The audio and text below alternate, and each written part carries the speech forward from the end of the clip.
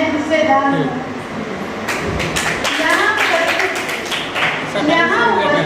शिक्षक, मित्रगण एवं मेरे भाई और बहन, आप सभी को मेरा नमस्कार। मैं नेहा सेकेंड सेमेस्टर फिजिक्स की विद्यार्थी हूँ और मेरा विषय है भारतीय लोकतंत्र, नतीजे और चुनौतियाँ।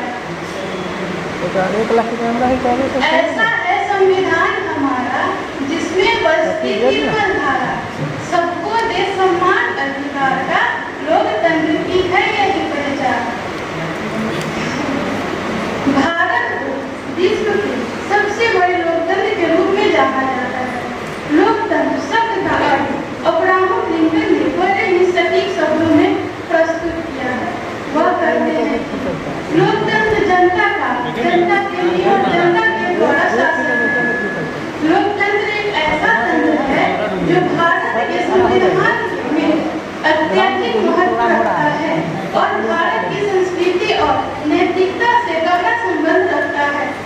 किसी भी राष्ट्र को अगर सफलता की ऊंचाइयों और समृद्धता चाहिए तो मानव लोकतंत्र देश ही इस मुकाम तक पहुंचा सकती है। भारतीय संविधान को आत्मा प्रस्तावना मानी जाती है।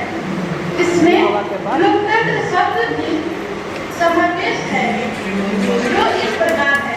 हम भारत के लोग भारत को एक संपूर्ण प्रभुत्व संवर्ग समाजवादी धर्मनिरपेक्ष बनाने के लिए संवर्ती रखते हैं। अगर देखा जाए तो वास्तव में भारत एक लोकतांत्रिक देश है। यहाँ भारत की सरकार अपने देश के नागरिकों के द्वारा चुनी जाती है। इसके लिए चुनाव भी कराए जाते हैं। यह देश के प्रत्येक नागरिकों को वोट देने और उनकी जाति, पंथ, रंग, धर्म या लिंग को समान दर्जे में रखता है। अगर दूसरे शब्दों में कहूँ तो उस तराजू के समान है जिसमें एक ओर भारतीय संविधान है तो वहीं दूसरी ओर भारत की जनता। भारत में लोकतंत्र के नतीजे केवल अपने नागरिकों को वोट देने का अधिकार प्रदान नहीं करती है, बल्कि यह सामाजिक और आर्थिक समानता की दिशा भी प्रशस्त करती है।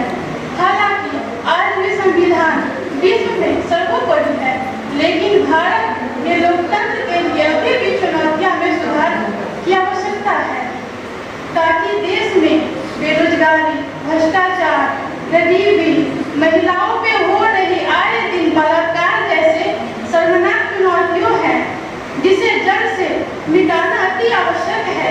तभी यह भारत हर सपना साकार कर सकेगा और भारतीय संविधान में पर्याप्त सभी तत्वों का सही रूप से उपयोग होगा। इसके लिए आवश्यक है हर व्यक्ति अपने देश को अपना परिवार समझे, अपने सभी दायित्वों को संपूर्ण रूप से पालन करे और भारत का झंडा सर्वोपरि व सर्वोच्च शिखर पर लहराए। इसी संबंध में अटल बिहारी वाजपेयी जी ने कुछ लाइनें लिखी है। सत्ता का खेल तो चलेगा, सरकार आएंगी जाएंगी, पार्टियां बनेंगी बिगड़ेंगी, मगर ये देश रहना चाहिए, इसका लोकतंत्र अमर रहना चाहिए। Thank you.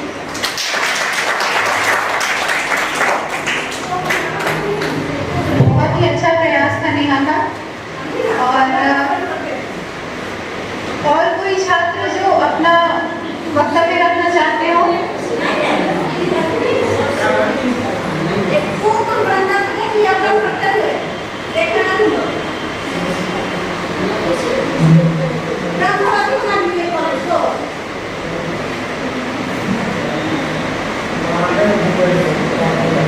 तो अब मैं फिर से नवीन जी से आग्रह करूंगी कि वे एक गीत के माध्यम से हमारा